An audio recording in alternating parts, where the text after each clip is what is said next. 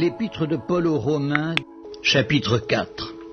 Que dirons-nous donc qu'Abraham, notre père, a obtenu selon la chair? Si Abraham a été justifié par les œuvres, il a sujet de se glorifier, mais non devant Dieu.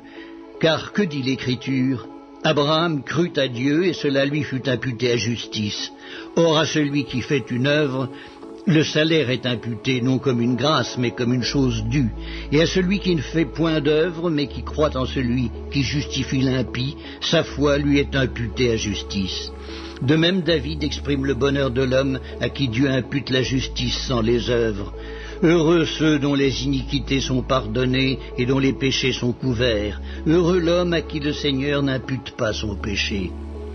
Ce bonheur n'est-il que pour les circoncis ou est-il également pour les incirconcis?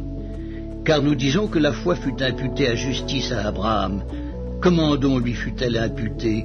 Était-ce après ou avant sa circoncision? Il n'était pas encore circoncis, il était incirconcis. Et il reçut le signe de la circoncision comme sceau de la justice qu'il avait obtenue par la foi quand il était incirconcis, afin d'être le père de tous les incirconcis qui croient pour que la justice leur fût aussi imputée, et le père des circoncis qui ne sont pas seulement circoncis, mais encore qui marchent sur les traces de la foi de notre père Abraham quand il était incirconcis.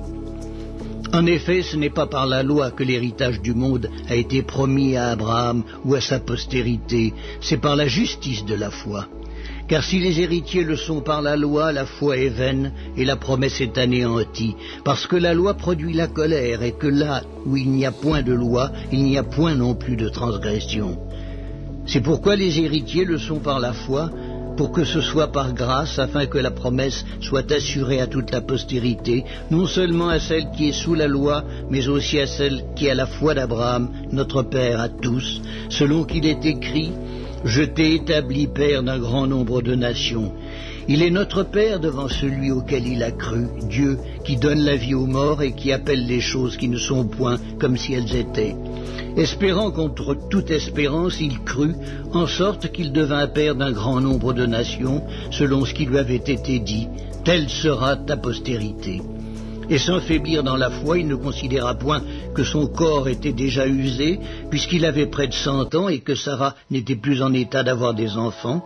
Il ne douta point par incrédulité au sujet de la promesse de Dieu, mais il fut fortifié par la foi, donnant gloire à Dieu et ayant la pleine conviction que ce qu'il promet, il peut aussi l'accomplir. C'est pourquoi cela lui fut imputé à justice. Mais ce n'est pas à cause de lui seul qu'il est écrit que cela lui fut imputé.